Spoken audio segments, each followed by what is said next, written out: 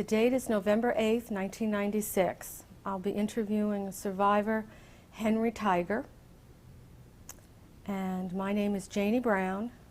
We are in Penn Valley, Pennsylvania in the United States, and the language is English. This is November 8th, 1996. My name is Janie Brown, Janie Brown. I have the pleasure of conducting an interview with Henry Tiger. We are in Penn Valley, Pennsylvania in the United States, and the language is English. Can you tell me your name, as it is today? Henry Tiger, T-I-G-E-R. And what was your name at birth? Henryk Tiger. And were there any other names that you had, middle names? No. Any nicknames? No. Can you give me your birth date and your age? Your birth date. 1923, March the 23rd. And that makes you how old? 73. And the city where you were born in the country? I was born in Warsaw, Poland. Can you talk a little bit about the people, your family in Warsaw, the names of your parents and of your sister? Sure. My father was Azriel Tiger. My mother was Tauba Levinson Tiger, and my sister was Miriam Tiger Wassersprung. In what year was she born? She was born in 1921, approximately, something like that. When you were growing up in Warsaw, what was the Jewish community like? Well, we lived in a mixed community. It wasn't actually a Jewish community. It was, I think, more Gentiles than Jews. And that was hard. The Jew was a second-class citizen. We didn't have very little rights. And after 1933, things were getting tougher and tougher because of Hitler coming to power in Germany. The government of Poland was anti-Semitic, and the Poles were anti-Semitic. So it was tough. It was very, very, very hard for a Jew. A Jew could not get a government job. A Jew could not be a policeman. A Jew cannot work for the transportation department, which is trolley cars or trains. With education, that's all what was required for a Jew. You know, it's just 7 years of grammar school. Go to high school was almost impossible. So most of the Jews who could afford it would go to private high schools. The Jew didn't have any rights in court. Well, it wasn't open, but that's why they used to have those Jewish courts they called Dentoire. So if two Jews had a dispute over something, they used to go to a rabbi or a roof or whatever they call them, and they'll tell both sides, and whatever that rabbi would decide, that was the law. Was that even before 1933? I really don't. 1933, I was 10 years old, so I really don't know. But I know since 1933, and past that it was very anti-Semitic. Can you describe the house where you lived with your family in Warsaw? It was an apartment building. We had a 2-bedroom apartment. It was very nice with a balcony. Had some flowers on the balcony. It was comfortable. We had a very nice family life. And it was nice. Yes. What did your father do? My father was a tailor, custom tailor. Did he have a store?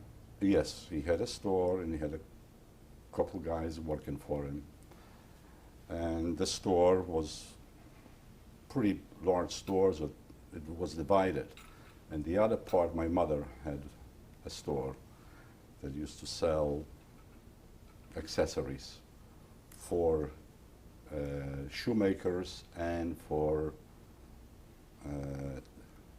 tailors.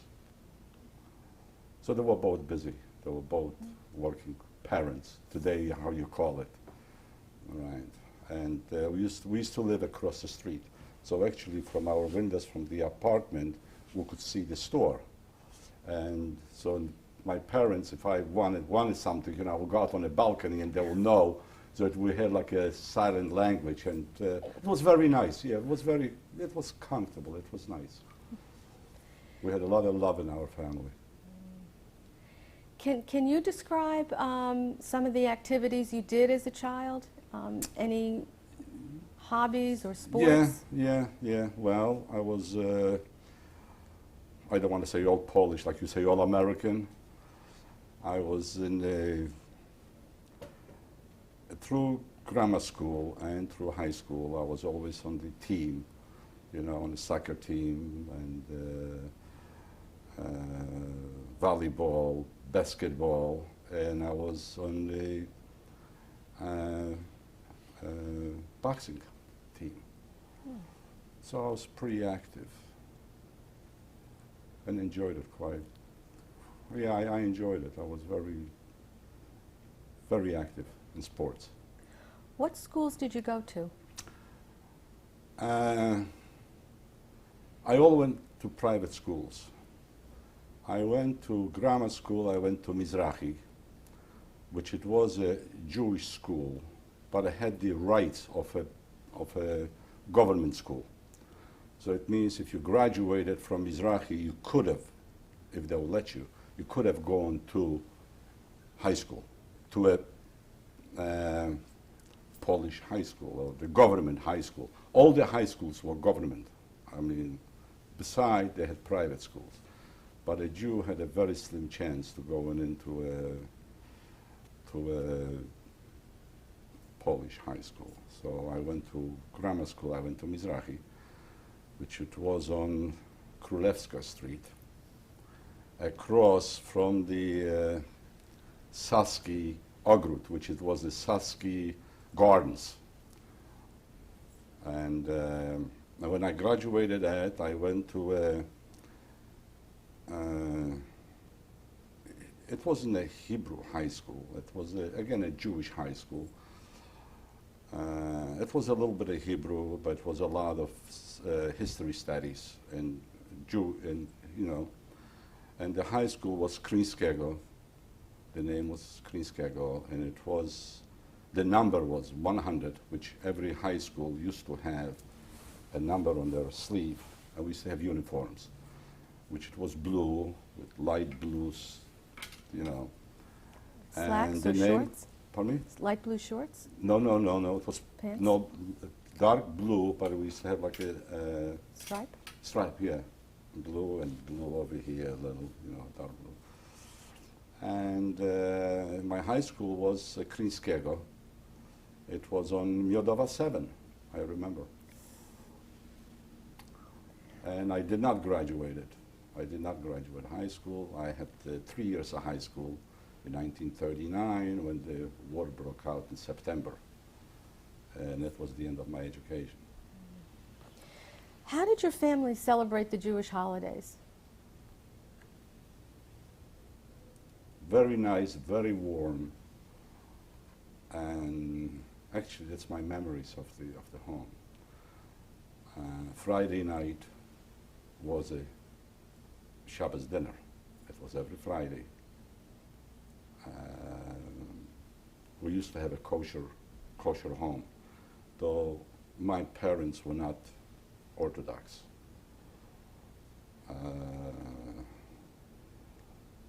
We did belong to a synagogue.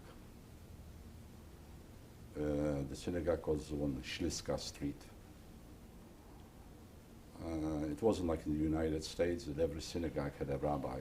We did not have a rabbi. We just had a shamus and a gabba. and we had a candor.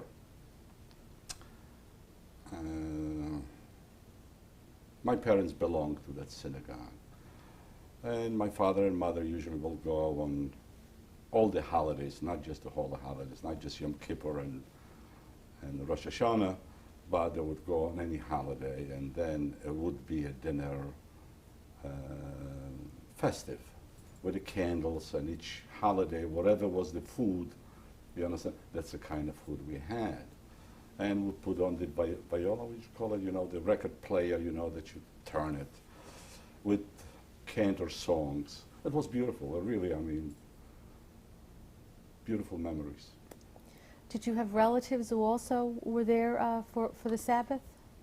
Sometimes, but most of the time it was just 4 of us. But yes, yeah, my mother had 5 brothers in Philadelphia, in Warsaw. And we were a very close-knit family. I had a lot of cousins. Every uncle had a Henry, had a Henrik, because my grandfather's name was Henry, which actually in Hebrew is Yechiel.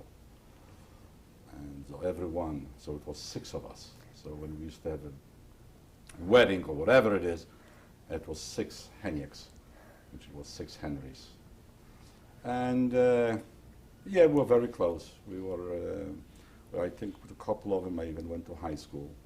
One was above me, one was below me, one was with me, you know, so we were like, yeah, we visit each other on Saturdays and Sundays. Yeah. Did the family ever go on vacation together or travel together? Yes, well, we didn't travel too much, but we used to go on vacation every summer. We used to go out of Warsaw. We used to go to Michalin, which is out, it was around, I don't know, 50, 60, 70 kilometers from Warsaw.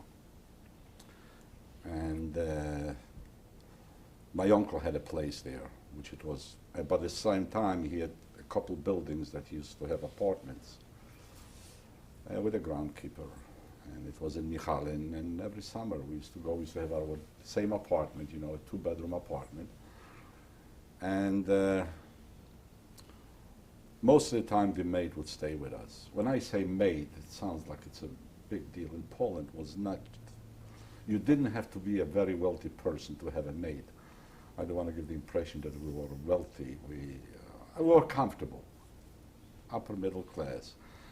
But the maid will be with us the whole week because my mother was in the store, my father was in the store. But my mother would come in like on a Thursday, you know, my father would come in like on a Saturday and leave Monday morning. We used to have a little train, which it was a narrow, I don't know how you call it, narrow. It wasn't a regular train, it was like a choo-choo train that was just going through from Warsaw to Otwock and had stops, you know, and we used to be in Michalin. So, and the villa we used to be in used to be Lewenzonówka, which was my mother's maiden name. It was my uncle's name, Lewenzon. So they used to call it Lewenzonówka, and they used to have different kind. And it was nice, and most of the cousins was there, so it was nice. What, were there anything that you can remember, perhaps the first time when you had a sense of danger or change, when things changed for you or for the Jewish people in Poland? Yes, well, yeah. Well, it started out that they wanted to come out with a law to say that kosher killing is barbaric. And they wanted to get away with the kosher killing. And it was a big thing in the Senate, they used to call it, which over here would be like the House of the Representatives. And they were fighting and they were fighting, and at the end I think they allowed to do it. But it was like the beginning. And then used to be that they start to stay in front of Jewish stores and tell the Poles not to buy from a Jew. boycott a Jew. He's a Jew, don't buy. And it came into the same Senate, Polish, which it was a republic. We had a president. And it's supposed to be democratic. Supposed to be. And it came to the Senate, and they brought it up. You know, we had a Jewish community that we were fighting for our rights. Didn't mean to. And they came out and they said that to boycott, it's okay. You're not supposed to hit. Don't hit, you understand? But to boycott, it's okay. So, you know, it just shows you how. And that's what started, you know, with all the students. When did that start? What was that year? I really don't have, you know, so many things was happening that I really don't have the time, exact time when it happened, but I would say it was around 37, 38, right before the war. And things got tough for the Jewish community, for the Jewish storekeepers. They'll break windows. The Jews would start to put in metal shutters. I know in our store we did. It was getting tougher. We used to go in the evening, and if they know that you're a Jew, so the Polish hooligans, you know, they will jump you and beat you up. You couldn't go at night to the Saskiol route, like we used to go a lot of times. It was across the street from the school, so from the house it was like a half an hour walk. And if we would go like 3 or 4 of us. So we start to feel the restriction. I mean, you weren't as free. Though we didn't feel like we in danger, especially me myself, I didn't. If I walked myself, I didn't worry about it because I had the uniform from the high school, which the high school, all the Poles were wearing the same uniform. So I didn't look Jewish. I don't think that's what I was told. And so I didn't have any, but I knew what was going on. When we used to come out of the high school, used to be poles with sticks, and the end of the sticks they'll have razor blades and attack us. So we used to have like little wars, not wars, but those tried to beat us up, but we could handle it. So sometimes, you know, some of us will get beat up, and sometimes we'll beat them up, and they'll run. So it will start happening more and more and more and more. So we start to feel that the students, we start to feel, well, you're a Jew. You know, you don't belong. We don't want you. And so things were getting tougher and tougher.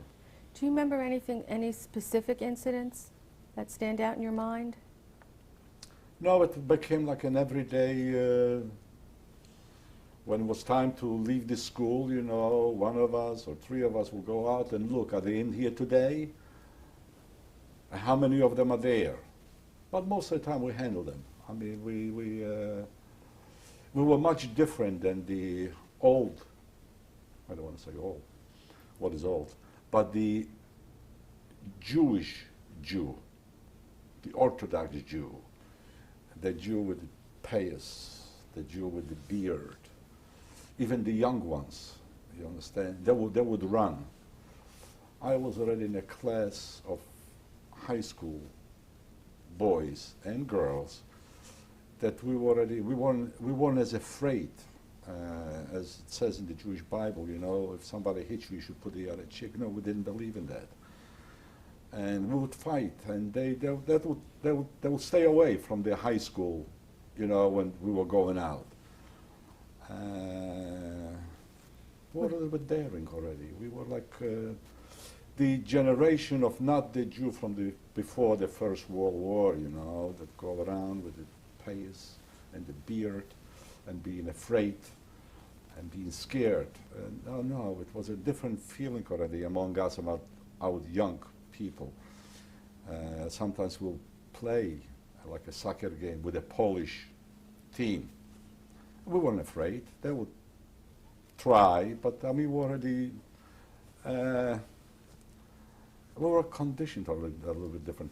That even my parents, my father, you know, which he always said, well, don't, you know, I mean, they might have a pogrom. I said, if they want to make a pogrom, they're going to make it anyway.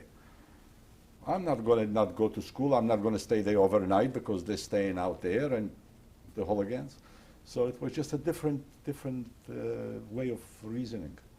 Did you ever see any policemen, or did they ever do anything while being No. This year assaulted? was like a little, no. Well, I think if they will go out in the street and start breaking windows after they went through the block, the police might show up. Well, don't forget, the police didn't have any cars, so it was all on foot. So by the time they showed up, you know, you could be in Los Angeles today. You know, they didn't have no cars, they didn't have no bicycles, they were all on foot, and it was primitive. Do you remember about when it was when you had to wear any special clothing? Oh, it was in the Special ghetto. restrictions? No, this year was in the ghetto. It's when the Germans came in, so the only thing is we had to wear an armband, which it was after 1930, in 1939, September of 1939, but it didn't happen in September of 1939. The Germans came in, and things didn't get very bad right away, because the Germans actually, they didn't know. They didn't know the Jew, they didn't know who was Polish, to them they all look alike, but the Poles knew. So it started a game, you know, that the Poles would take the Germans and show Jude, Jude, Jude, Jude. And that's how things start to get worse and worse and worse. And then they made a ghetto. Before the Germans came in, were there any restrictions on where you could go or the hours you could be out? No, not at all. I mean, it wasn't, no restrictions as far as that was concerned. No, not at all. When did you first get a sense that the war had started? Well, the matter of fact is, we were in Michalin.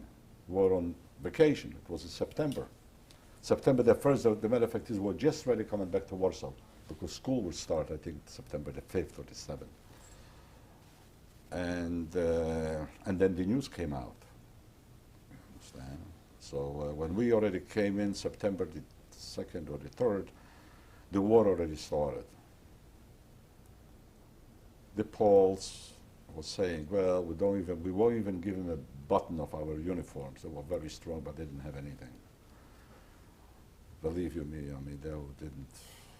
When we used to have the September the 11th, I think it was September, listopad.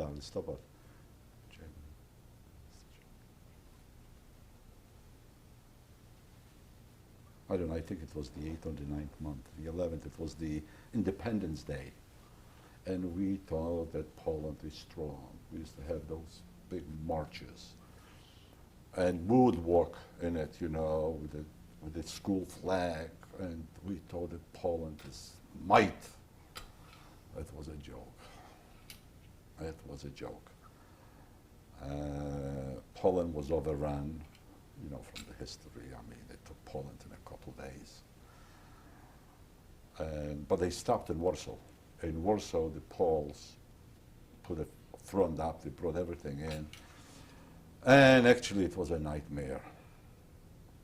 The German Air Force, they were just flying very, very low, almost between the buildings on the streets, and just with machine guns, just shooting at people. Now, this is not just Jews. I mean, this year, they wanted to take Warsaw, and Warsaw gave them a resistance. Not that they had anything, but whatever they had, they pulled it in on the outskirts of Warsaw, and they gave the Germans a little bit of a hard time, so they came in with the Luftwaffe, and it was nightmare. We were on Sienna 72, where we used to have the stores. They used to be in the basement, because that's what everybody would go into the basement. Well, they put a bomb in. It was a 6-story building and went all the way straight through. I thought it was already the end. It was dark like for 3 hours. Couldn't see anything until the dust settled. And then we crawled out. Half of the building was already demolished. And then the government, the Warsaw City Hall, told us, to fill up the tubs with water. It was no electricity, it was no gas, and it was they really bombarded Warsaw, terrible, the Germans, and killed a lot of people. And then they just walked in. Where were you when The bombs were Germans and the bombs were falling? Yeah, well, I was on Sienna, because the building on Twarda 46, where we used to live, was, I think, a 4-story building. We were on a third floor walk-up. Okay. On Sienna, where we used to have the stores, was a 6-story building, elevated building with elevators. Very fancy, very nice. So then that's where we used to go down there, because we're 6, 7 stories above us. It's better than, and the basements were nicer. So we were there, and that's where we were bombed. Was that building hit? Yes, in the back. I have pictures of, in the front still stays. It's the only building left on the whole street, which Warsaw was demolished between the Germans and then the ghetto with the Jewish uprising, and then with the Polish uprising in 1943 or 44. It was very, very little left of Warsaw.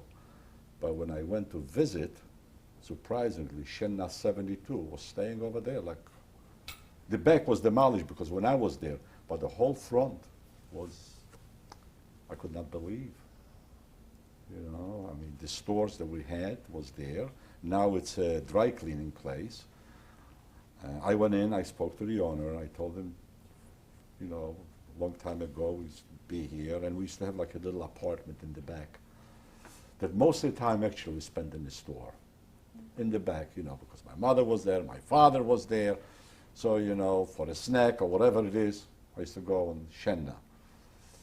And because, the family was like in the back little room, it was nice.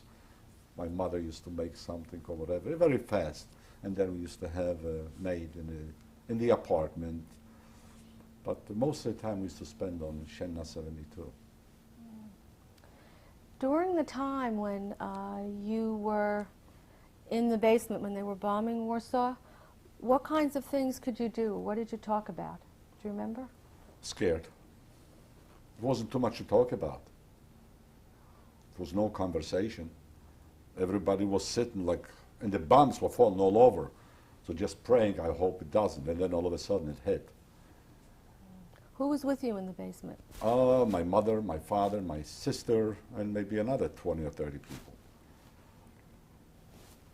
And then with our hands, we had to dig out all the things that fell down to the window, and then we went out, we went out outside through the window. Okay.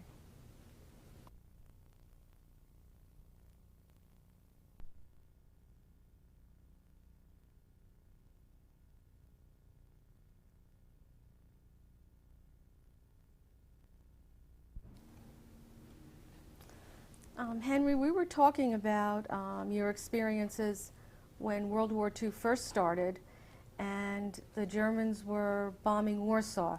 And you were talking about being with your family and some neighbors in the ghetto, and then Not in the ghetto. Not in the ghetto, in the basement of Right. where your store was, and how you were digging out into the street after the bombing stopped. Right. Do you remember how long the attack was, or how many days? It was quite a while, maybe 2 weeks or more. And when we did come out, we digged ourselves out with our hands, we came out. And as I said, the planes were still going, in shootings, or even running from Sienna, which it was to Twarda, which it was right across the street, you could have gotten shot. So it was very, very hard, but we have all our food, whatever we had, and water, we had it on Tvarda. So, and the Germans were just pounding, pounding, pounding. And after about, I think it was around 2 weeks, they marched in. Well, it was an experience. They marched in with such a might, with such a vigor. When they walked, the buildings were shaken. They came in with those tanks, and the Germans with their helmets, with those boots, with the grenades, you know, on their. They looked like outer space. I never saw something like that in my life. You know, I saw the Polish soldiers. They were like dolls next to those guys with the motorcycles and making a lot of noise. Day and night. At night you could not sleep. Walking in and marching. And when they marched, I mean, you could hear. I mean, it was. And after a few days, I don't know if this year was specially done for the effect to scare everybody. I don't know what it was, but anyway, then you start to see German soldiers on the street.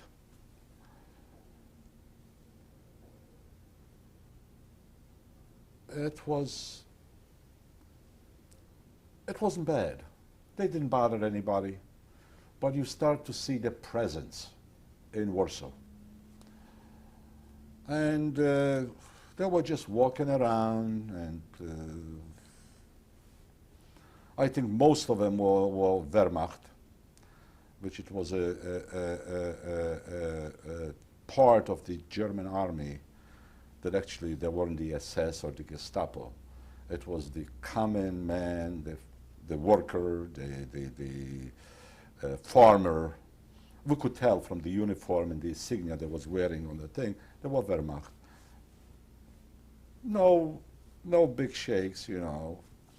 But then every day it became a little bit tougher and harder because Poles start to walk around with those Germans and show Jude, Jude, Jude, Jude. And if they show Jude, you know, they will stop you, they'll frisk you, whatever you had, you'll take it away. But it was just like it wasn't yet felt that this year is the regime of Germany to kill Jews. It was like a personal. You know, they'll stop you, you have a watch, they'll take it away, you have a ring, which not too many Jews were wearing rings and watches. Whatever you had in your pocket, they'll take it away. If it was worthwhile or you have some money, which it, after a while we'll get to know that you just don't carry with you anything. And then they start to come in with trucks and sealed off a block and start to grab people for work, labor, which they'll grab you, you know, whatever they could grab. And I think by that time we already had the a Jewish committee. And they supposed to be the ones who would represent us. And then we had a Jewish police. It was all done in the same time. They didn't have any uniforms, but they had hats, you know, a round hat, I think, with a thing. Was this before? This was before the ghetto. Oh, before the ghetto. This is all before the ghetto. Yes, yes, yes. And then they will start to. The Jewish police will help the Germans if they will seal off. I imagine it was their job to catch Jews, whatever they needed, 20 or 30 or 40, put them on a truck, take him to work, but then at the evening they'll bring him back to the same neighborhood, no ghetto, open. And everybody was afraid, nobody wanted to go, but you know, once they sealed off, you know, with 2 trucks on each side of the street, inside of the block, and they jumping out, and with the Jewish police. You didn't have too much, but you could get away. You run into a street. You really had to have eyes in the back of your head. You have to be always alert. That came a point that you watched. And if you didn't have to go someplace, you didn't go. Yes. What was your family doing during this time? Did they still have the store?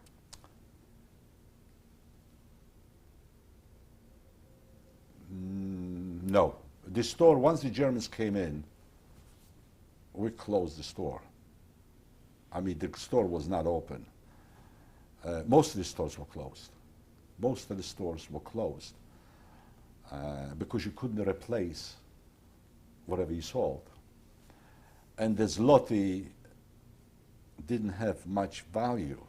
So you could still buy bread and sugar and not in the stores anymore. It became like a sort of a black market. Okay? But you could still buy with money, with the zloty, you could buy certain things. The zloty was the Polish money. Yes, zloty was the Polish money, yes. But I think right in that time, or maybe even before, one day the Germans pulled up to our stores with trucks and just empty it out. Just empty it out. We were watching. We didn't know why, we didn't know how, we didn't know how did they know, but anyway. And a few days later, they came looking for my father and me. Well, I was only 15, 16 years old. The Germans were looking The for you. Germans, the Gestapo. And left a note for my father and I to come to the Gestapo and register, or they want to talk to us. It's funny, I forgot the address.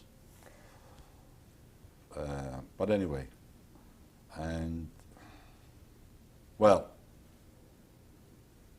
we didn't want to go, and that's the time that we start to not to sleep at home, which we will sleep a couple nights here, friends, family, almost every night in somebody else's house.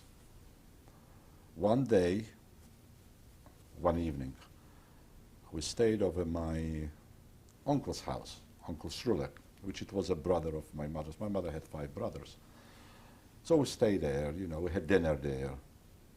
And then my mother, my sister, and my brother-in-law went back to our apartment on Tvarda Street. And my cousin, which it was my sister's age, Rutka Levinson, she says, I'll go with you guys, so, you're staying over here, I'll keep you company. And she did. The next morning, she comes in running. It was about 40 minutes walk. You had to walk. We walked a lot. It was all walking. And she comes in screaming. She says, the Germans came in, turned your apartment apart, and take your mother, your sister, and your brother-in-law. They took him away. They knew exactly what they were doing. They didn't take my cousin, Rutka Levinson, and they didn't take our maid. We still had the maid. Well, my father fell apart. I mean, really, this year really hit him hard. He wasn't too keen of the Germans to begin with, because during the First World War, he was in the, which I'm going to come to, he was in the Russian army, and he was taken as a POW into the German camp for prisoners. So he knew the Germans already. Anyway, so they took my mother, my sister, and my brother-in-law, and we didn't know where they took him. I don't think at that time they already had the Umschlagplatz, which it was a place when they used to deport masses of Jews from Warsaw to Treblinka or to concentration camps or to Auschwitz, different places. But you start to ask questions, and it was already a lot of Jews and Poles, that they were like politicians. Anything went wrong or anything you want to have it done, if you had the money, you could have it done. You know, friend of a friend of a friend knows a friend who's a friend, you know. Anyway, we found a guy who said that he knows some guards. No, to find out where they are. And we found out that they were taken to the Pawiak, which it was one of the largest prisons in Warsaw, but I think the largest one in Poland, to my knowledge. And we found out they were there. Well, through the same guy that he found out what it was, so he says, listen, if you give us, and I don't remember how much, but it was in zloty, it was in Polish money, we'll put him in a front cell. So when you're going to walk on Pavia Street, across the street, they be able to see you and you be able to see them. They can talk to you, but don't answer because it was already the Germans watching, which we paid them, and sure enough, they got the front cell out on the Pavia Street. And my father was quite relieved, you know, that the mother could talk to him and he could see her. It was heartbreaking. And they were there, I don't know for how many weeks, but then we start to look into how can we get them out of there. It was no reason. I mean, they were looking for us. They left a message, I think with my cousin, that once we show up, they're going to release them. So they were holding them as hostages. Okay? Well, we knew, I mean, and I really don't know why they wanted my father and me. I really don't know. But some Paul must have, whatever. I don't know, so I don't want to accuse anybody. And I was introduced to a young Polish lady who was going with an assessment who had some kind of say in that Pawiak. Now, I want you to know that wasn't like you think over here, everything is rare with pictures with it. It was an anarchy. A German could kill you and nobody would even know. Nobody cared. So it wasn't like they came in over there to write them down, you know, and you have the prisoner over here by that and that name. It was nowhere, because we did look if we could find, and what was the reason. But they said, when they came in to get him, they said to my cousin, when we show up, they will release them. Anyway, I met a young lady, and she knew that assessment who had something to do in a Pawiak, that he could release them. It was always, it was on, well, I hope it's true. I met a girl. She was only like in her very early 20s. Young girl, good-looking girl. And the matter of fact is my father didn't even want to know, didn't want to go. My father was scared, maybe it's a setup, you know, which you didn't know. So I went, and I had a talk with her, and she seemed pretty honest, you know, plain, no, like they say it in Yiddish, no chochmes. You know, she was just as plain as can be, good looking, but that's not too bright. And I made a deal with her that I would give her my mother's diamond ring. If she could do something, she says it's no problem. I mean, you know, she knows him. I mean, whatever the relationship they had, I don't know. But she says, and what I liked, she says, you can give me the diamond ring before, or you can give it the diamond ring to me. I can do it. It's no big deal. I will tell him, he will release him. That's it. That's as simple. I says, fine, good. Sure enough, 2 days later, they didn't go home, but they went to my brother-in-law's brother-in-law. It was in the neighborhood, but they didn't want to come home. And I gave her the ring, and I thanked her, and believe you me, it was a bargain. It was well worth it.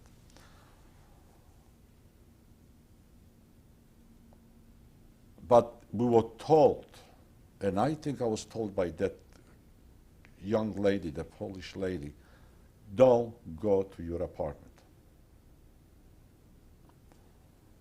Stay outside of the apartment. Whatever the assessment told her, I don't know, but that's what, she was nice. Well, a friend of my parents had another, like we used to go to Michalin, on the end of the line with the little train used to be Otwock. That was the end of the line. They used to call it the summer line. You know, the people in the summertime would go out there, and it was nice homes, nice. And my parents called up the guy who owned it, and we didn't want to go to Michalin, to Levenson's, you know, to my uncle's. And he says, well, listen, that was in the fall. Nobody's there, it's just this groundkeeper. And he says, you want it? Go ahead. It's a two-bedroom apartment over there. Go ahead and use it. I think he was a manufacturer of shoes. He was manufacturer of shoes. And if I remember correctly, I think his company's name was MK Shoes. And we went out there. We went out there to Otwock, and we told the groundkeeper already knew. He called them up and told them, listen, my family's coming out for a little vacation. You know, it's okay, make him comfortable. Which we came, it was very nice. My mother needed, my sister needed, my brother-in-law needed. Out of Warsaw, over there you didn't see a German, you didn't see anybody. It was like, it was a summer place, so you didn't see anybody. It was just a groundkeeper with his family. So we had freedom, you know, to walk around, and it was nice, but it was short-lived. Because first of all, I think that the groundkeeper became like suspicious. And at the same time, a law came out that any Jew living in a certain radius of Warsaw has to register.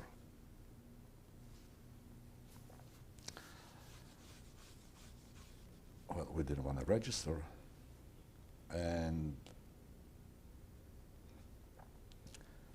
it became very uneasy over there with the groundkeeper.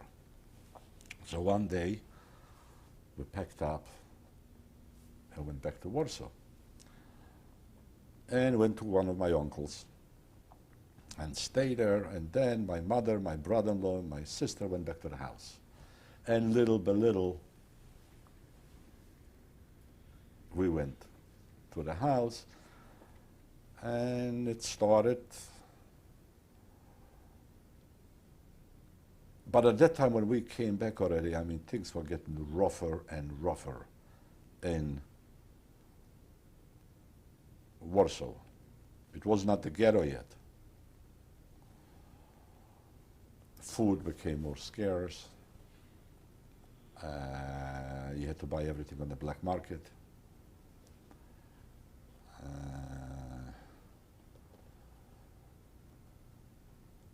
Which, you know, after a while, you run out of money.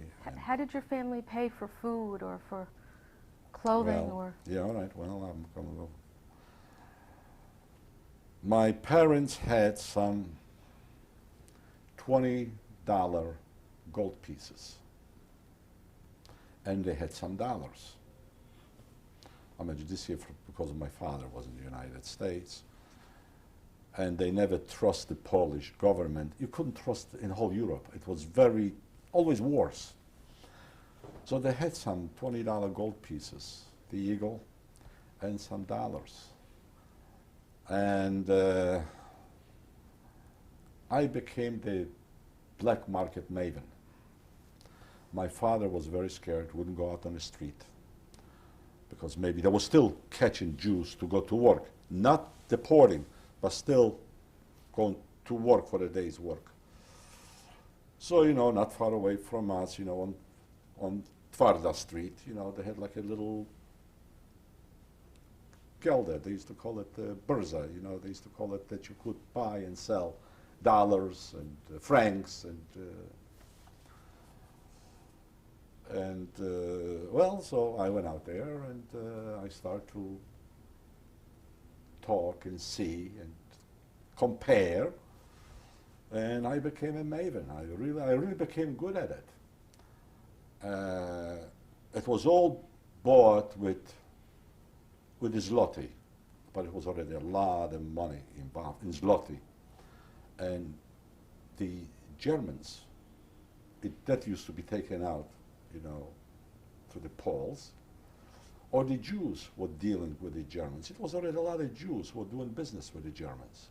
Now, I'm talking about the Wehrmacht, or maybe with the SS. I don't know. But it was a demand for currency, you know. And, you know, every morning was a different price, and in mid-noon was a different price. It's just like the stock market over here. And it was on demand and supply. If it was the supply was low, you know, they'll pay another 200-300 zloty for a $20 piece.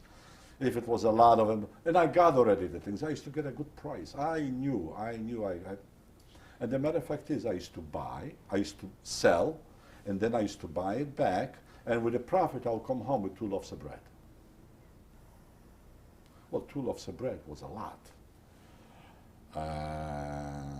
A little bit of flour, piece of meat, piece of salami, a half a dozen eggs, you know. So actually, I was doing pretty good.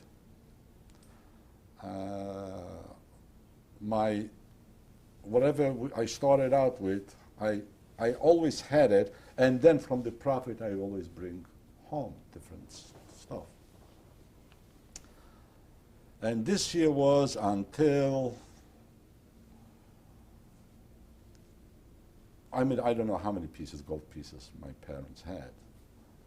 But if I was dealing with 2 or 3 of them, the same 2 or 3 I had, and I was buying, I was selling, and from the profit I would buy, until they start to talk about a ghetto. First was the talk, and then they start to build the walls. And they put out through the Jewish Gemeinde, you know, through the Jewish thing, they made out like a plan, a map, what is going to be the ghetto, what's going to be outside of the ghetto, where you're allowed to live, where you're not allowed to live. And thank God, our house was in the ghetto. They call it the small ghetto. Where was it in relationship to the ghetto? Like the south? The north? I really don't know. Like it was on the edge of the ghetto, in the middle? No, it was a part. Actually, it was a part. Well, Leshno Street. They used to have, which Leshno was not the ghetto, but the ghetto, both ghettos came together and they built a walk across from one ghetto to the other. It was on Leshno Street. And we stayed in our house. But before they even opened up the ghetto, things were getting pretty rough. You had to stay in line for almost anything and everything. And then you got very little. The things for the Jews were getting worse and worse and worse. A lot of, now before the ghetto yet, a lot of the towns around Warsaw became Judenrein. It means clean of Jews. And they were all coming in to Warsaw. And they were all coming in where we already knew that that's what's the ghetto going to be. Poor, with nothing with them. And the site wasn't too, you know, you see a lot of beggars on the street. The matter of fact is, from Żyrardów, where my grandmother lived, she came in with her maid because Żyrardów became Judenrein. And I remember it was like 20 or more people sleeping in our apartment. I mean, the floor became a bed. They didn't have no place to go. There were cousins, far cousins, so on and so forth. I remember, you know, I mean, we used to cook in a big kettle, you know, make soup and feeding them, whatever. It was whatever we could afford. And little by little, they used to find, you know, they had a little bit of something, you know, to sell, which they would sell, and they would find a little apartment. Not an apartment, a room. We're not talking about apartments. And little by little, they all moved out. But on the streets, you start to see the nightmare. People walking skeletons, begging. Not it was much to give, but you know, you give them a few groszy. Used to be the zloty, and pennies used to be groszy. You feel bad. I mean, and then the same person the next day you could see him on the street dead. So the scenery of the ghetto became dead people on the streets, just laying on the streets. And then they had those little wagons with two-wheel, you know, boards and everything. And they would just pick him up and throw him on a wagon. Just pick him up. This here became like a every day. Was this before the ghetto or after the ghetto? Just right before the ghetto. Just right before the ghetto, when we start to get the outside people from around small towns. It was tough. You know, sometimes it was so many that sometimes they couldn't pick him up, so you could see already smell, and they were covered with papers. The matter of fact is, I saw one of those wagons that they used to use in Washington at the museum. I'm going off the subject a little bit. So when I was there, I saw a wall that they had to block off the streets. And it was from Shenna Street, which it was only 2-3 blocks away. Not even blocks, maybe 2 blocks, not even 2 blocks. That wall, I looked at it every single day. That wall, what was right on Shenna, on the other side at Farda. So when I saw it, I could not believe. So over there, we have that wagon, and we have the wall.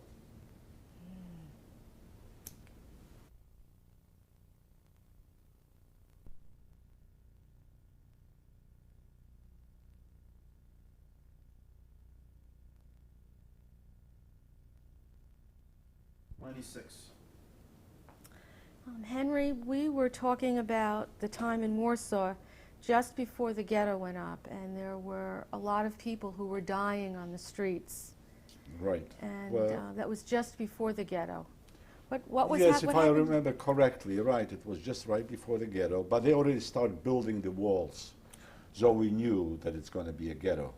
Who was doing the building? Jews, bricklayers. I think it was mostly Jews, or maybe it was some Gentiles, but I really don't know. But I think it wasn't, or maybe I really don't know, but it was coming up and coming up. And on the top of each wall, you know, it used to be broken glass, so you couldn't jump. But we did. But the ghetto was not closed. The ghetto was, it wasn't a ghetto yet. But we knew that one day, when they're going to be done with the project, they're going to close the ghetto up. And things are not, wasn't getting any better. The matter of fact is, more and more you will see dead people in the street. And it was harder and harder to get bread or flour, and the prices were higher and higher and higher.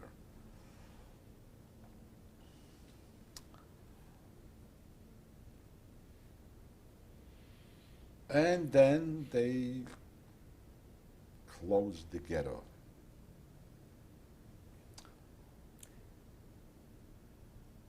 My father and I, well, through a friend of a friend of a friend, I bought a piece of paper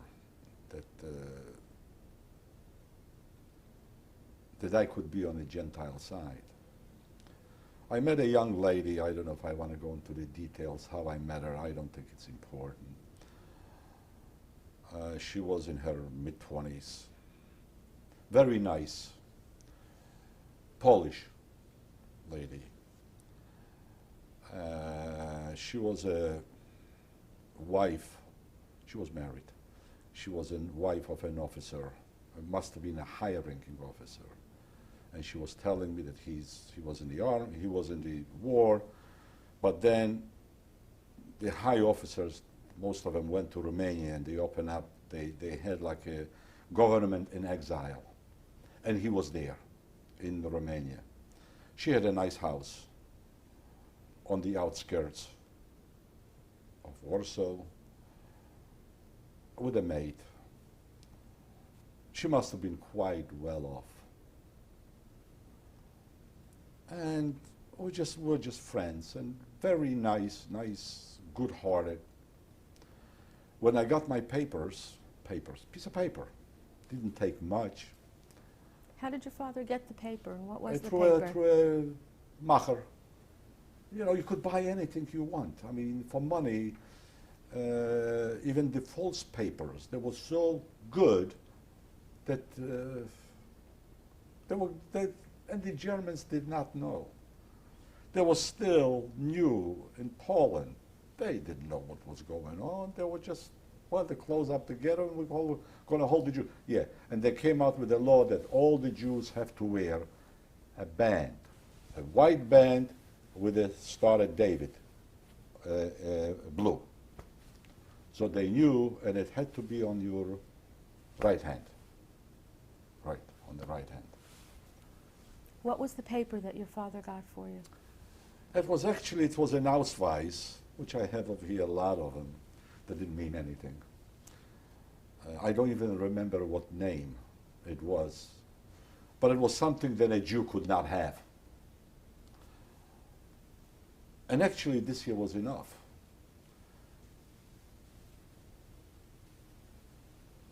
But from all my friends, I had a lot of Gentile friends, I didn't feel as one that I could trust. First of all, they were kids. I didn't know how the parents would feel. And it was a situation that you couldn't trust the Poles, plain and simple, in general. And then I could not be in the neighborhood. I could not be in the neighborhood because the car doesn't mean anything. Jude, that's it. In the neighborhood, you mean in the ghetto? No, the whole neighborhood. You know, I mean, I lived over there all my life. Mm-hmm. So, you know, people knew me. The Gentiles and the Jews, you know, I mean,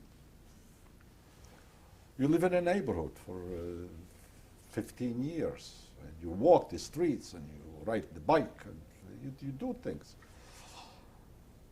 So I could not be in the neighborhoods. I could get out of the neighborhood. It would be better if I could get out of the city.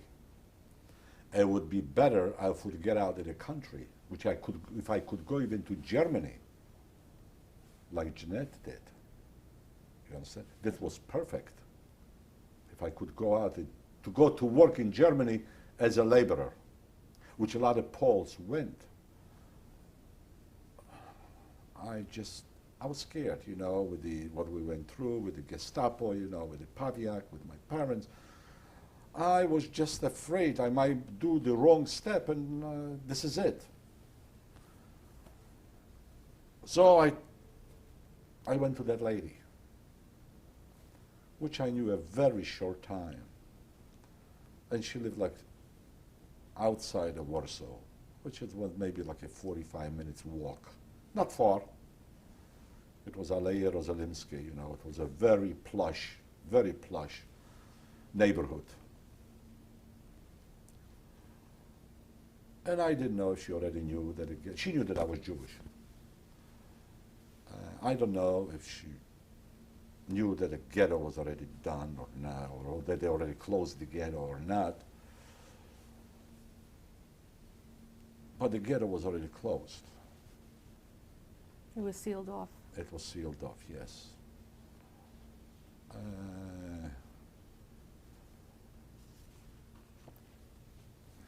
You had a paper from your father Yeah. that he bought. And I think, I really don't remember if I think I jumped the wall. Just was at night.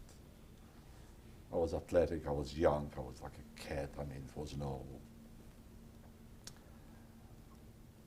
not at night, it was like evening maybe, just got dark. And I knocked on her door. I didn't know what the reaction is going to be. I didn't know what she's going to say. Oh, you know, hello, how are you? Come on in. And I spilled my heart. That's the situation.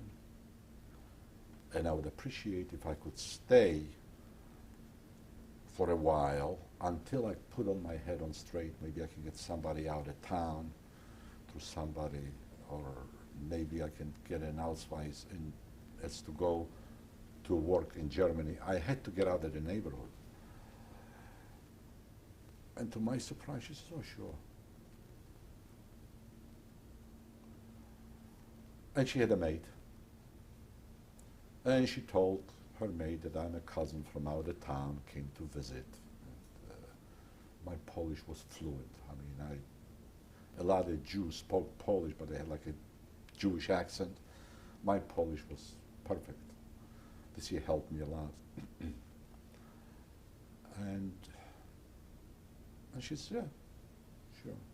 I don't think she even realized what she's doing, because God forbid, if somebody would say that she's hiding a Jew, that's the end of her. And her house. On me, forget it.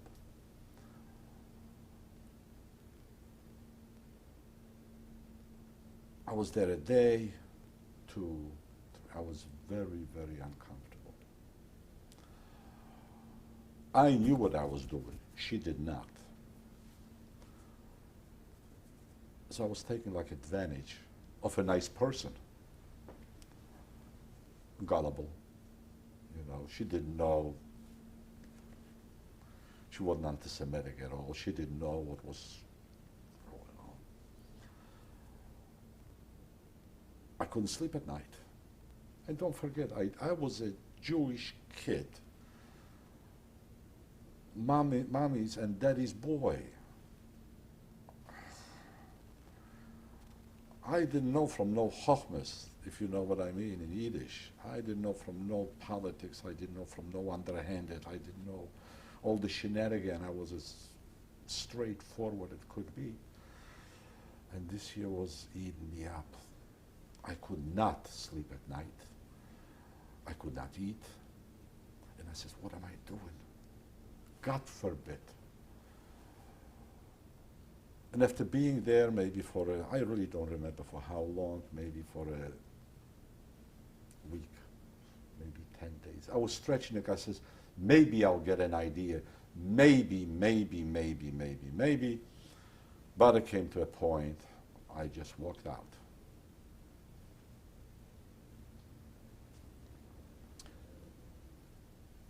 And came in back to the ghetto, which it was easy.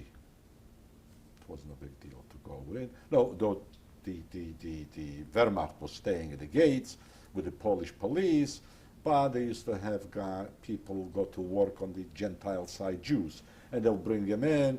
They didn't count, so at 4 o'clock when they used to start to bring in everybody back to the ghettos, I just went in with them and I went back into the ghetto. To go out, it wasn't as easy. I had to jump the wall. But to come in, come on in, be my guest. I think my parents were very glad. I think the way I felt, they felt that much. You know, they're a little kid. And I was a kid, you know, I was How old were you at that time? 16, 15 and a half. I was like a very protected child. I wasn't, my parents, this is it. I mean, it's, Do you remember when this was, what the season was, or the month or the year?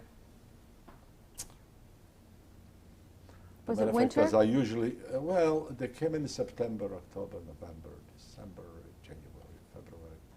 Well, I really don't know when they closed up the ghetto, but this year was exactly like a few days after they closed the ghetto, and I don't remember. Usually I remember the time of the year by winter, fall, spring, summer. I don't remember dates. I think But this- I really, that was when they closed the ghetto. So it's probably maybe winter of 40. Yeah, because September, yeah. I don't remember. Okay. Maybe it was fall.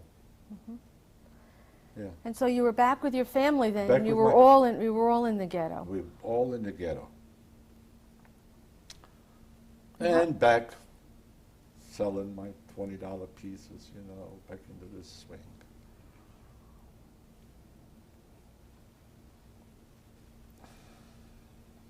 During that time, who lived in the house with you? My mother, my father, in the apartment. My sister, and my brother-in-law. And when you came back then to live with them. Right, on Tvarda Street, Tvarda 46, in the apartment, they were there. Didn't hear from me for about a week or the 10 days or the 12 days, so they were very happy to see me. I mean, they were really glad, and I was glad to be there. I just, When did things begin to change again in the ghetto? The conditions change well, or get worse? yes, well, I'm going to come to that. And then, you know, then all of a sudden they say, well, they're going to close up this small ghetto. That we have to get out. That's where the nightmare really started in my family. Because till then, we had our apartment, we have our space, we have everything. You know, not everything, but you know, it was still a family life. And so the only place we could go, it was to my grandmother's and grandfather's place on Przejazd 13. My grandmother wasn't home. She wasn't in Warsaw. She was in Radom. My uncle had a tannery over there, which it was one of the biggest ones, I think, in Poland, Olympia. When I spoke to, after the war, when I spoke to people after the war, you know, refugees, and they will say they're from Radom, and I'll say, well, I had family in there. And it's, who's your family? And I'll say, well, Fescher Levenson, Olympia, Garbarnia, which it was tanner. Oh my God, this here was a beautiful, big place. Anyway, so my grandmother was there, which were later when we found out that, well, my uncle and my cousin, they were running the place for the Germans, you know, making leather. But they were the administrators. And one day they shot them all. They killed every one of them and my grandmother. But this was later on. I'm just jumping in to just. So we went to, my grandfather was at the apartment, and he gave us his master bedroom, which was a nice size room. But at that time, it was already no electricity, no gas. We still had running water. Could you buy food? Or still just anything available on the black market? Yes. Well, the black market was always available. It was always available if you have the money. So we moved into my grandfather's and grandmother's place. Then it was already, so it was, I was there, my mother was there, my father was there, my sister was there, my brother-in-law was there. They had a little baby in the meantime, I think she was 7 months old, Sylvia, and our maid. Because she wasn't our maid, she was my grandmother's maid. So when they made Gerard of Judenrein, my grandmother brought her maid with her that she had it forever. A Jewish old lady, very, very nice. You know, she was like a part of the family. So we had like 8 people in that one room. And then when the winter months came in, it was cold. So we put in a belly pot wood oven. It was a little, you know, and we ran a pipe, you know, through the window, cut out the window and something. You know. In the meantime, that pipe, it was like a 4-inch pipe, ran through it, so this here would give us heat. And was to go out and buy the wood, and that's how we used to cook, and how we used to keep it warm.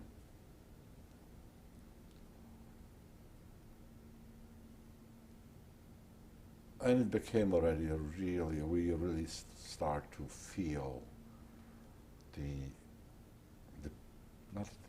way of life changed completely. You couldn't take a bath.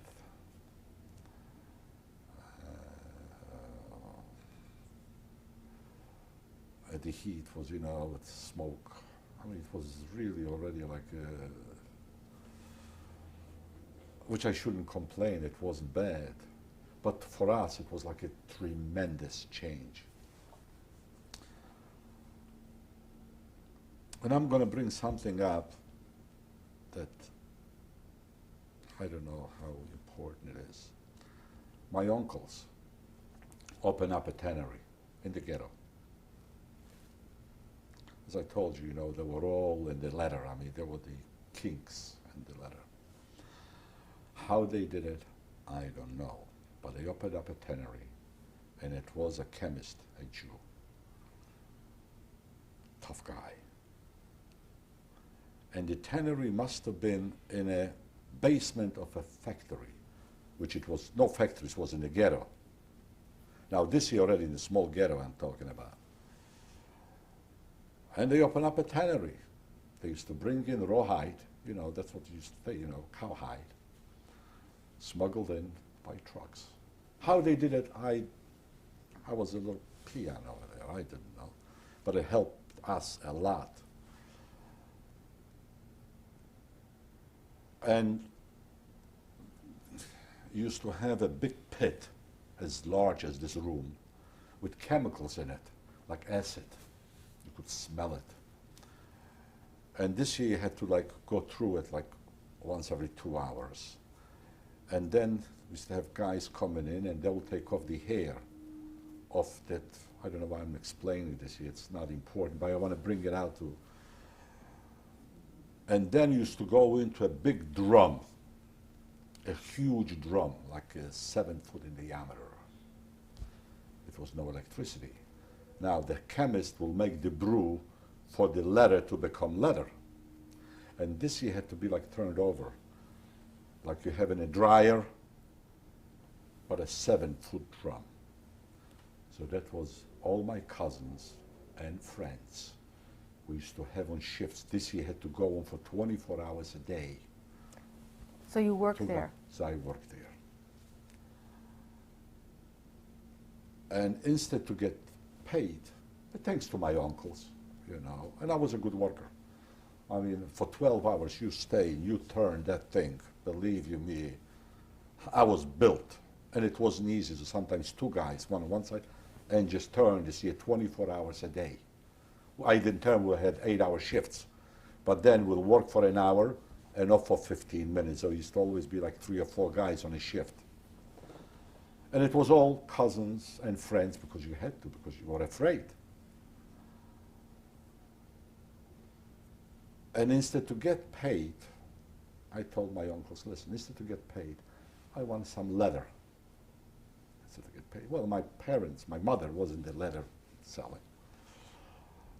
And they said, if that's what you want, it's fine. So, you know, once we were done with the leather, You understand? Then used to be a drying place, which was on a big thing, you know, to dry the leather, you know, the whole skin. Then cut it in coupons, we used to call it, you know, but that, you know, cut it. So I used to pick up the best pieces. And my uncles didn't mind. So let's say they had to give me 500 zloty, which it wasn't much. You know, sounds like a lot of money, but it was zloty, you know. They wouldn't pay me in dollars. So I took it in the letter. My parents opened up, it used to be, I don't know if you heard it before, used to be on a Wawówka. What's that? Wawówka used to be, before the war, used to be like a open market. Like an outdoor open market? An outdoor open flea market, sort kind of. It was Wawówka. Anybody from Warsaw knows Wawówka. It was right in the Jewish ghetto, or the Jewish ghetto, Muranowska, Pokorna, and then used to be a big place over there. And my parents rented a kiosk, you know, a little. And I used to take the letter and put it around me. It was illegal, right? And at the same time, it wasn't cheap. I mean, it was like gold. So my pay, I used to put it around me, you know, with a leather strap or with rope, and have a big jacket or a coat. And I used to go on a Wawówka over there and give it to them. And then the shoemakers would come and buy it, and even people who would smuggle it to the Polish side, because you couldn't get it. So this year was a nice, you know, for my parents. They had to get up in the morning, you know, they used to go out there, and they used to have that letter, and they used to have their customers, and they used to sell it, and, you know, this way they could buy the bread, and I used to work in that. How long did that last? You know, when you ask me for time. Seasons. But yeah, well, well, it lasted for the end of this fall and the whole winter. It was cold. And we had our knock, so they could open it up, because if not, the door wouldn't be open. And then we used to change it every 2 or 3 days, have a different knock, a different scratch, knock in a different place among ourselves. The guys who used to work, and they were all friends and family. You couldn't trust strangers. And this year lasted for a while, until things got really bad. They start to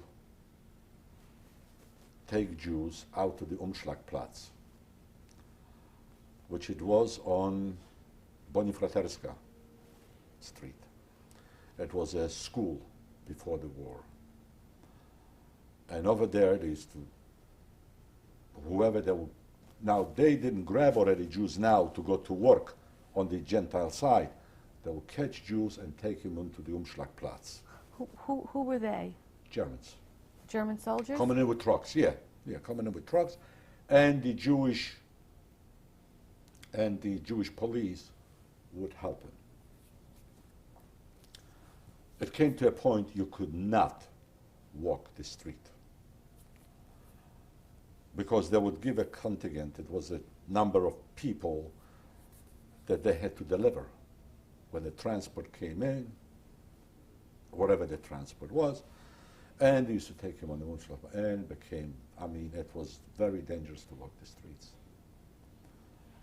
That's when I had a cousin of my uncles, again, through money.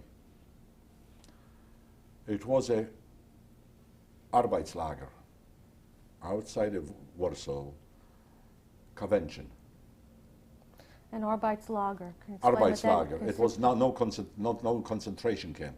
You were your own clothes. It's all an excuse. An It was excuse? Yeah, an excuse. It was nothing to do over there. nothing to do over there, and even it was all Volksdeutsche, which it was Poles that they say that are Germans. They were the Meinsters. Nothing. It was all for. So you left the ghetto then? No. So that a truck, we used to come in, I think, like once a week. So all the Jewish kids, you know, they used to bring in for the families butter, and you know, they used to do a deal over there with the farmers. The kids from that used to kids. They weren't kids, young men and young ladies, who went out to convention. And convention was a camp. It was the That's a camp, right? But not a labor camp. Not a labor camp, yeah. but not a concentrationslager, not a concentrationscamp. It was a joke. But when I found out, so I went with my father, and he gave me some different kind of stuff, like shirts, socks, pillowcases, which I found out from my cousin.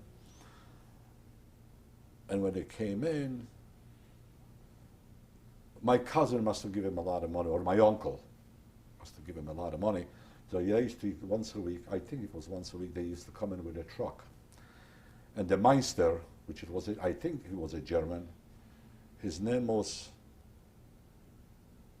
Baker. And Meister, you know, you didn't call him Mr. Baker, you called him Meister. Everybody's Meister. And he always used to go with a whip. And mean guy. Anyway, he put on a mean front until he got some money. So then he used to come in like once a week, and then I had my cousin who told that Meister, that's my cousin. And I got on a truck. And to go on a truck, you had to bribe him. Well, I didn't bribe him because my cousin told him. My cousin was like his, and my cousin was my age. I think he was a year younger. He was an overweight kid. Heniek, the same my name. But somehow that Meister liked him, or my uncle was quite wealthy. So I imagine he must have got paid quite well. But anyway, I went to convention. And over there was nothing to do. And I used to come into the ghetto and bring in some stuff. Food, whatever, not much. But I was to trade with the farmers. And it wasn't bad. And didn't work there, didn't do anything. But just I got my place to sleep, my cover, and going into the ghetto once in a while and bringing in some stuff. Okay.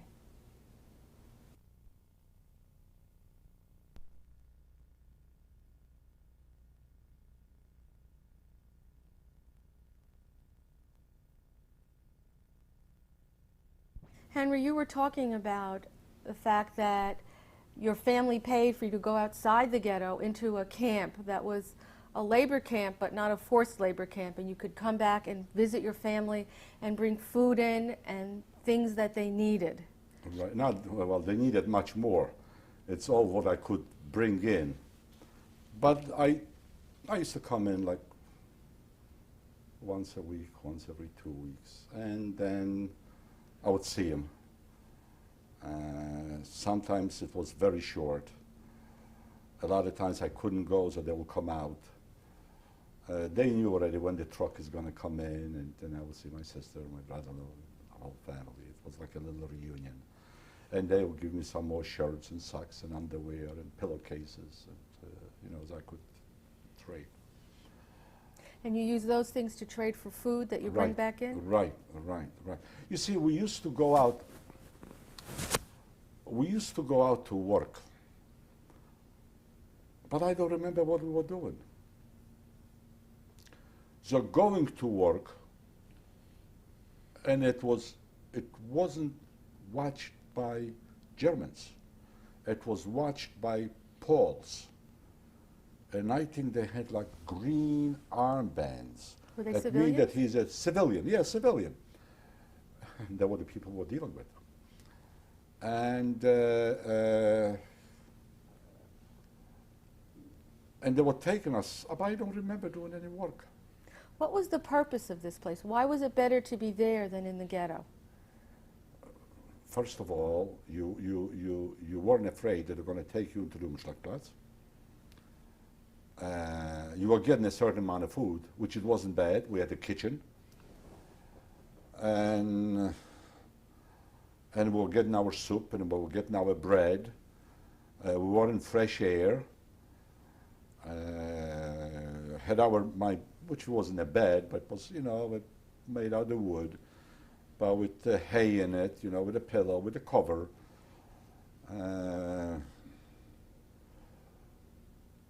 It wasn't bad. It wasn't the world of Astoria. But for the thing that I already had in the ghetto on Przejazd after we left the house, so this year was really, you can call it almost normal life. Normal. I had my parents out there. But then you could take a shower. They had showers there. They had, it was like a camp, I don't know. Who Like a else? summer camp. Who else was there? Were there girls All and Jews. boys? No, all boys, all Jews. And what ages were they about? I'll say I was one of the, I'll say between 15 and 18. I don't remember any older guys there, older guys. Did you have 24. any friends from your high Oh school yeah, in the yeah. group there? No, but I had two cousins with me. One cousin that opened the door for me to get there, and another cousin. And maybe I did have a friend or two, but it wasn't from my childhood. Well, I made friends over there. And, coming into the ghetto, and, until one day I came to the ghetto, which I think it was in the wintertime of 1941. It must have been the end of January. Why I remember, or February. They had a big Aussiedlung from the ghetto, which a lot of Jews, they had like, they really took out a lot of Jews, and like 50% or more. And that's when I got my parents.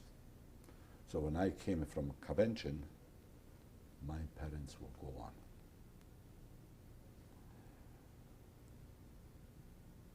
Well, I can't describe the feelings. I mean, it was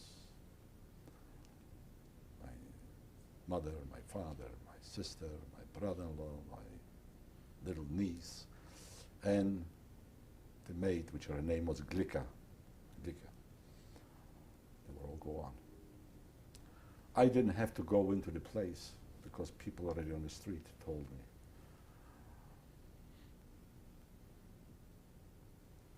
I knew what my mother had, the jewelry and whatever they had, or the gold pieces, whatever they had. I don't know how much they had left, but I couldn't make myself go in to that place. Actually, it was the room.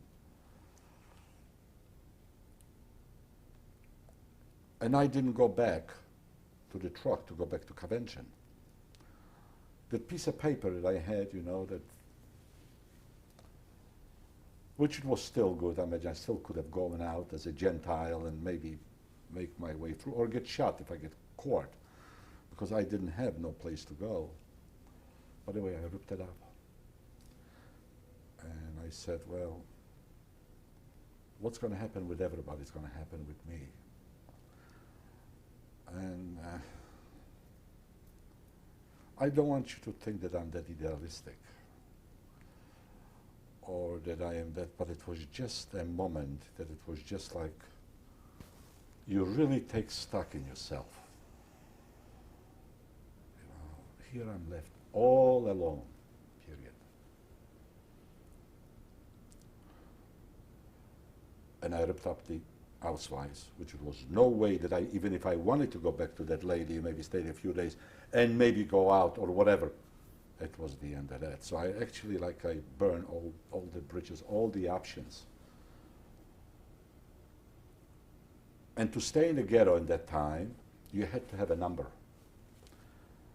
It means that you're working for a Werkschutz. It means that you're working for a factory, a legal factory in the ghetto for the Germans. It was a factory that made hats. It was a factory that made shoes. It was a factory that made uniforms. You mentioned it, and they were manufacturing in the ghetto, making barracks. Who owned the factories, or who ran the factories? The Germans. No, the factory was run by the Jews. It was the Jews, the previous owners, just like my uncle in Radom, you know, they were running the tannery, but the owners were Germans. So the name was a German name, but actually, I'm talking in the beginning, now when this happened. Maybe later on the Germans learned already a little bit, but still it was mostly the Jewish families who owned it, ran the place. And I became, they call it at that time, a wild cat. It means I didn't belong to no factory, I didn't have the number, I didn't get my soup, and I didn't get my piece of bread in the ghetto. And I could be caught anytime by the Jewish police, which they were looking. You know, that would make the count again. I didn't have no numbers. That means I don't have nobody. I'm wild. Which was very easy to take me to the Jungschlagplatz. So I couldn't walk during the day because, first of all, I was afraid of the Germans, and I was afraid of the Jewish police. So the only way I could move is at night. I slept in the burned down buildings.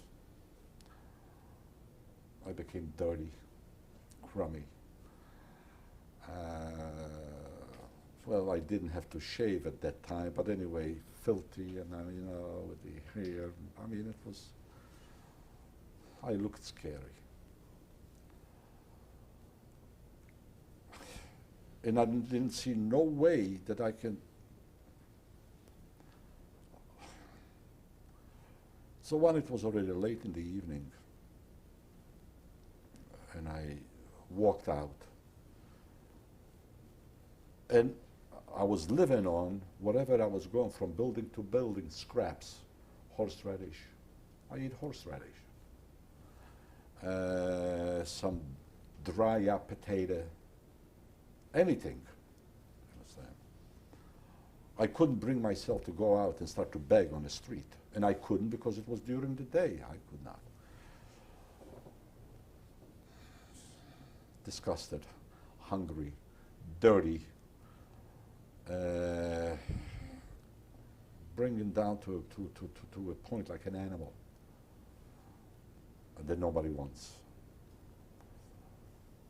And by coincidence, I saw a friend of my father's.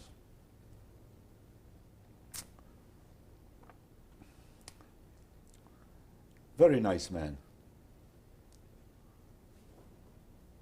What are you doing? My God.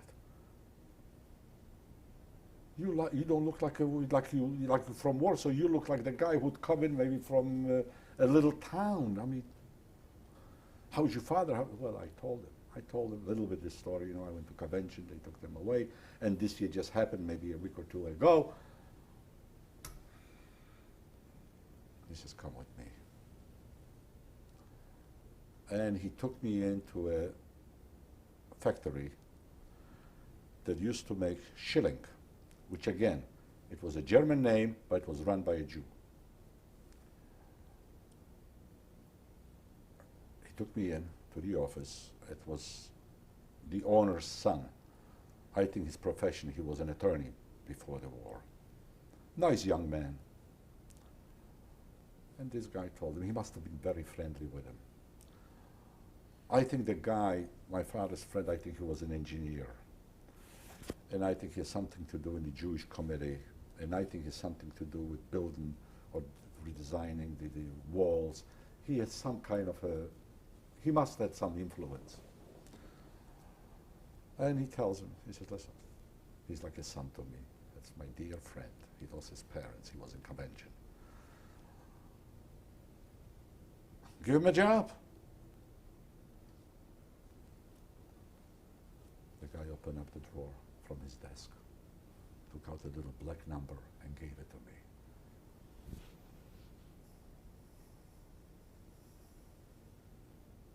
Gave me life. That's all it was. But I missed something in between. While I was being the wild man, I'm going back. I met a friend of mine. You know, you call everybody, you call a friend, an acquaintance.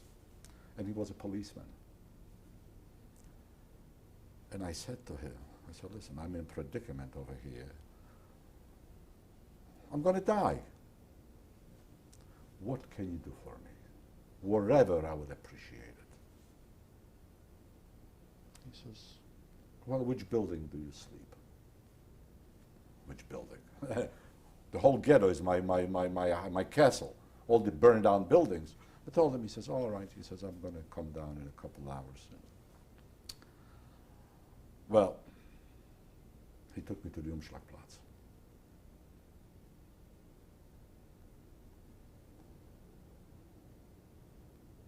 That's what I would wind up if a German would catch me. The Umschlag. It was the first experience I had with the Umschlagplatz. Terrible. Terrible.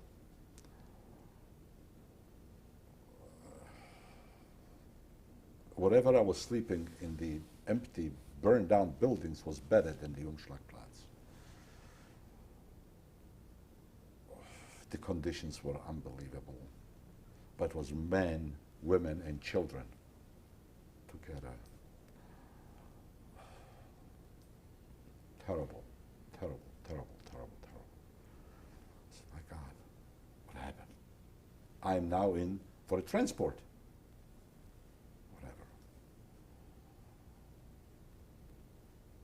Whatever. And they were catching, you know, taking out, because they had to make, if a train came in, they had to have X amount of heads to go into the transport. But they used to have, at the same time, they used to come in and take some people to work on the Gentile Polish side, unload trains, clean streets. And they, you know, the Wehrmacht used to come in and used to pick up a couple. But you didn't know which one is what, which one you're going to go into transport and which one is a good one. So I saw another policeman that I knew. Which all this year you could become, with money, you could become a policeman. I could have become a policeman, but I didn't want it. So any family who was a little bit influenced with a little bit of money, the son become a policeman.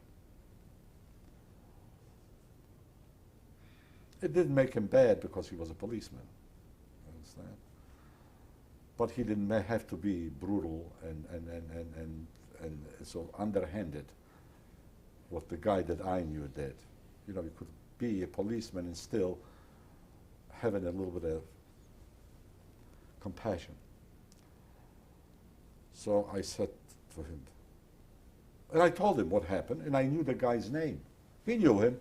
He says, oh yeah, he is an SOB. I mean, this guy is I said, what can you do for me? He says, well, he says, they're coming over here to take people out to work. When it's going to be something good, that I know that it's good, I'm going to let you know. In the meantime, he got me a towel. He says, you bandage your thing around on the towel and hang it. So at least they're not going to grab you for work. Which it was true. And when a commander comes in, they used to call it commando, when a commander comes in that I know that you can go outside, you know, to work, and then it's up to you. You want to run away and they're not going to shoot you? You're lucky. Because I told them what I wanted to do.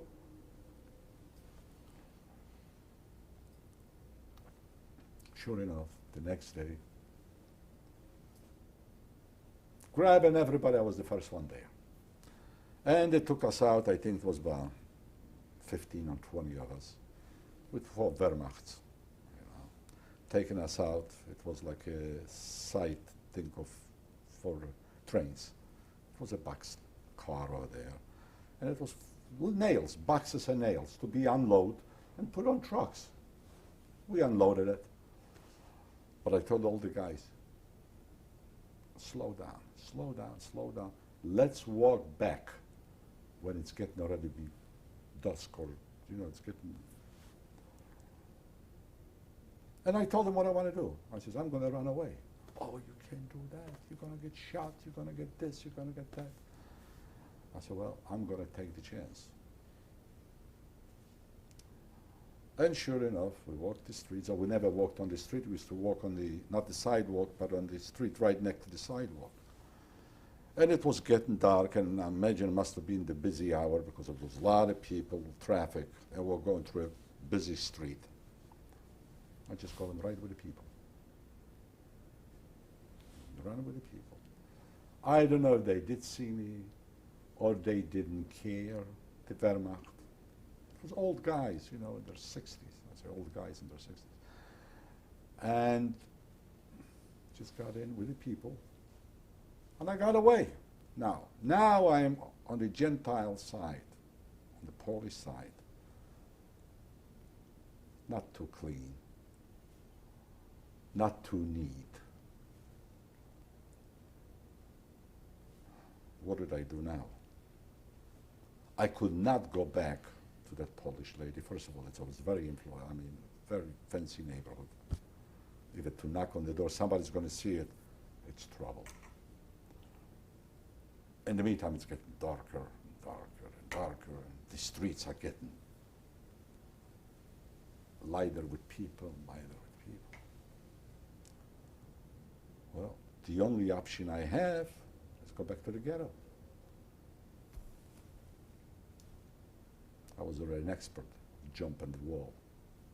Jump the wall, I'm back in the ghetto, and I'm in the evening, which I'm a free man. I'm not afraid of the police and not the Germans, I'm my kingdom. In a way, it made me feel good. It was like a relief. I'm back in the ghetto.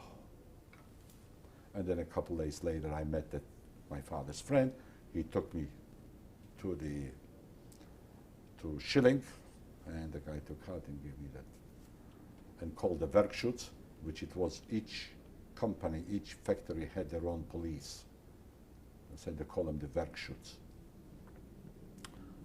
And told them to give me an apartment or a room, give me clothes, and they had plenty of it. He took me into places. I could take as many jackets as I want, as many pants, as many shirts, underwear, pillowcases, pillows, covers, furniture. Sky is the limit. But I didn't have no desire for it. That's all I want is a room. I didn't even want to have an apartment. I wanted a room. Just give me, I wanted something real small, real tight. I don't know why, but I wanted something real tight. That's all I can put in is just a bed. I became very isolated. I became very, like inside of me, that's all I had. I didn't make any friends. I didn't associate with anybody. The matter of fact is I picked up a room, which is a family lived over there, a mother, a father, and a son, and I just took a little bedroom right off the hallway.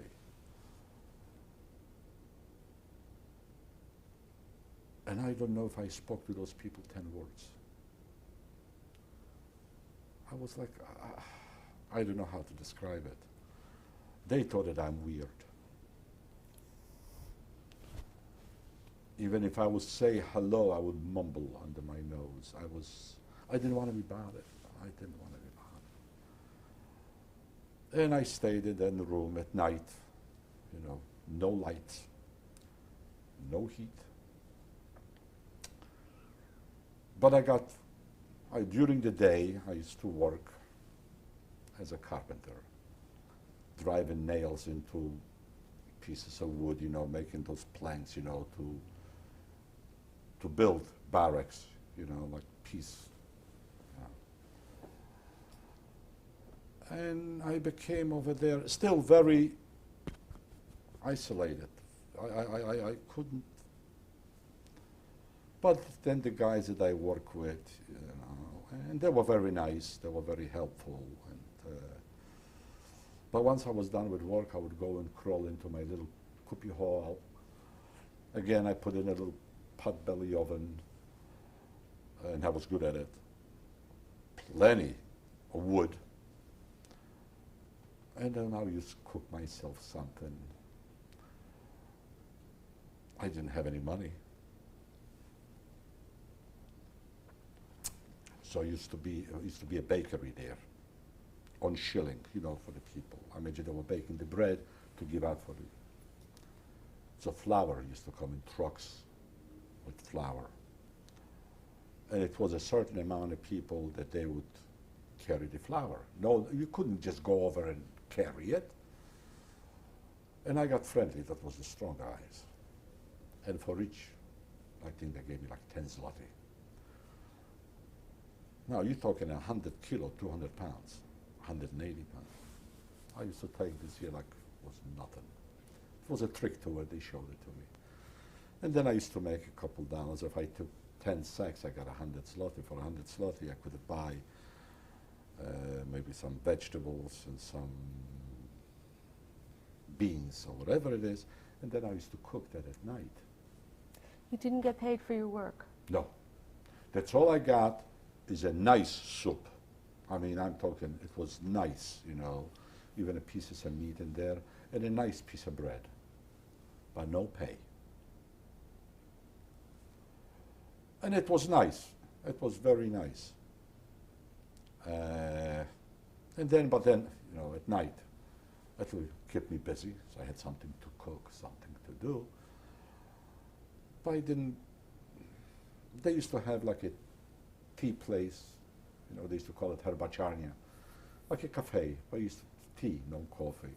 And I used to buy a piece of bread or a piece of cake from the bakery, I imagine, whatever it was left over, you know, they could do the black market by baking it. It wasn't a Danish, but it's supposed to be a Danish. And they used to have it, and I didn't go. But then I started to make a few dollars. And I was lonely. And mentally, I was in bad shape. And I started to go into that cafe, you know, and I used to have my few dollars. You know, each time a truck would come in, I'll make 100 zloty. And the guys, those strong guys, they were nice to me. I imagine they liked me. So I used to go over there and buy a cup of tea, buy a glass. And that tea was like the best wine you could have. I mean, that tea was, I still remember the taste of it. It was nice and dark, and it had sugar in it. And I used to buy a piece of bread or a piece of the Danish. I would make it like once a week. Then I used to go over it twice a week. And I liked it. Not that I made any friends with any people, not that I had any desire, but I just liked the out of my little cubby hole. I imagine I started to get free inside of me. Whatever the change was, I did not understand. I still don't, but I think I was feel like a little bit. And the owners, it was a daughter, a blonde girl, and she was very sweet and very nice. She was only about 13 or 14.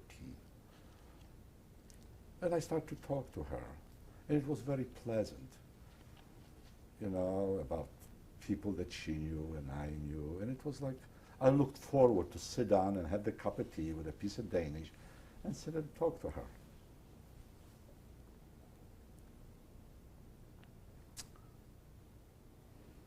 one day, a Werkschutz, where I was working, comes over and he says, Henjek Tigger.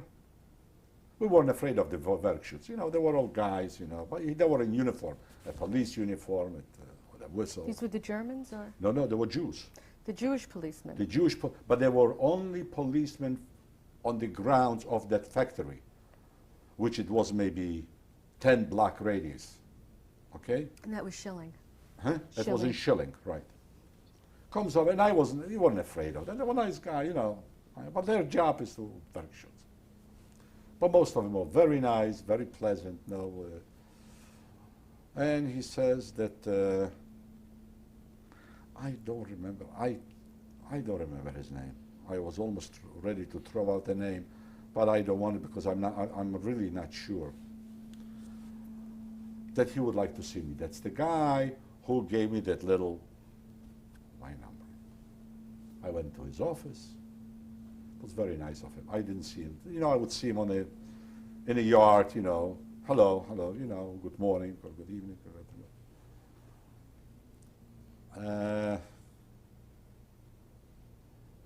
So I come in, he gets up, he shakes hands with me. This was odd to me. He's the king. Not that he has anything to do about life and death, but he was running the show. I mean, he was the man. Why is he getting up and shaking hands with me? What did I do? I mean, the honor. He says, sit down. Well, I sit down, and he says, they want to take the whole factory and take us out of the ghetto and put us in a different place. He didn't say where. This is going to be a modern factory with modern machinery, like IKEA. The families are going to live together. I didn't have no family. And I can take, I don't remember if it was 4 or 5 volunteers. To be truthful with you, I didn't want to volunteer. So imagine he must read my face, and maybe he saw that he doesn't have a customer here, right? So he went into that long speech, talking about everything else, but why should I volunteer?